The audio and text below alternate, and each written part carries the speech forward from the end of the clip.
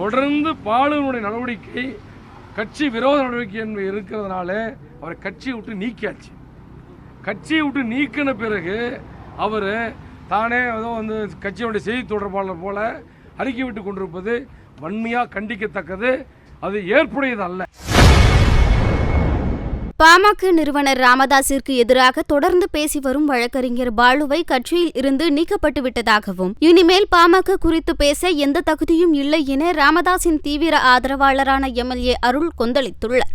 மக்களை சந்திக்காம சென்னையில் இருந்து கொண்டு தேவையில்லாத குழப்பங்களை விளைவித்ததனாலே இங்கே தைலாபுரம் தோட்டத்தில் நடந்த சட்ட சமூக நீதி பேரவையினுடைய கூட்டம் நடைபெற்றது.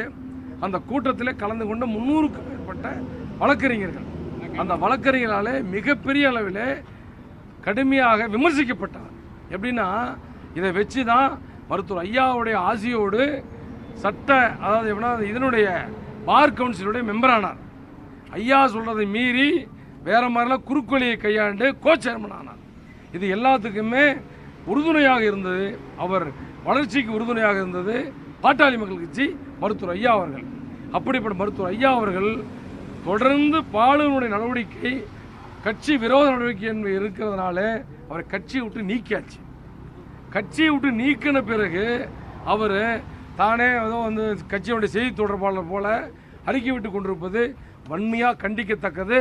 அது ஏற்புடையது அல்ல. பாட்டாளி மக்கள் கட்சியை பற்றி சொல்லுவதற்கு எந்த அருகதையும் இல்லாத, கட்சியினுடைய உறுப்பினராக இல்லாத பாலு அவர்கள் சொல்லுவது எதுவுமே எங்களை கட்டுப்படுத்தாது. சரி, நான் கேட்குறேங்க, கட்சியை விட்டு நீக்கப்பட்டோம், ரோட்டில் ஒருத்தர் போயிட்டு இருக்கான், மனநிலை பாதிக்கப்பட்டாங்க, அவன் நான் தான் கட்சின்னா அதுக்கு நாங்கள் எப்படி பதில் சொல்ல முடியும்? இந்த கட்சிக்கும் பாட்டாளி மகிழ்ச்சிக்கும் பாலுக்கும் எந்த சம்மந்தமும் இல்லை.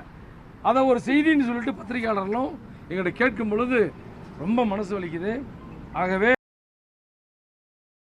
செய்திகளை உள்ளது உள்ளபடி தெரிந்து கொள்ள ரெஃப்ளெக்ட் நியூஸை சப்ஸ்கிரைப் பண்ணுங்க.